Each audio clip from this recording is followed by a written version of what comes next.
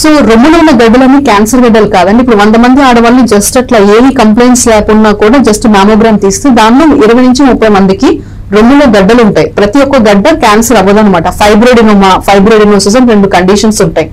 అదేంటంటే మనకి మామూలుగా ఈ పీరియడ్స్ వచ్చే ముందర విపరీతంగా నొప్పి రావటం రొమ్ములో, ఆ గడ్డ కొంచెం బాగా బల్జనట్టు కనిపించడం తెలుస్తూ ఉంటుంది. అది యూజువల్ ఏంటంటే గ్రంథులు కొంచెం చిక్కుపడిపోయినట్టు రావడం వల్ల అక్కడ ఒక చిన్న ముద్దులో అట్లా అవుతుంది అనమాట. అది మళ్ళీ ఈస్ట్రోజన్ ఎప్పుడైతే బాడీలో ఫ్లక్చుయేట్ అవుతుందో ఆ టైంలో అది కొంచెం పెయిన్ రావడం కానీ, పట్టుకుంటే చాలా విపరీతమైన నొప్పి రావడం కానీ ఇవన్నీ అవుతూ ఉంటుంది అనమాట. సో ప్రతి గడ్డ క్యాన్సర్ గడ్డ కాదండి.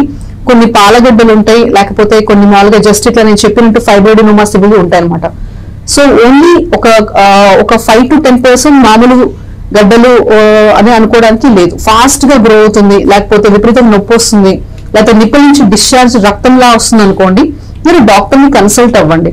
అలా కాకుండా సింపుల్ గా మెత్తగా ఉన్న గడ్డ బాగా కదులుతూ ఉంది, పీరియడ్స్ మీద నొప్పి వస్తుందంటే కనుక దాని గురించి పెద్ద కంగారు పడాల్సిన అవసరం లేదు. ఎందుకంటే చాలా మంది ఆడవాళ్ళకి అది ఉండే అవకాశం ఉంటుంది. కానీ నేను చెప్పిన కంప్లైంట్స్ చూడండి, ఫాస్ట్ గా గ్రో అవటం, లేకపోతే నిప్పుల నుంచి రక్తం వచ్చినట్టు ఉండటం, లేకపోతే స్కిన్ అంతా గట్టిగా అయిపోయినట్టు అట్లా ఉంటే మాత్రం ఖచ్చితంగా డాక్టర్ ని కలవాల్సిన అవసరం అయితే ఉందండి.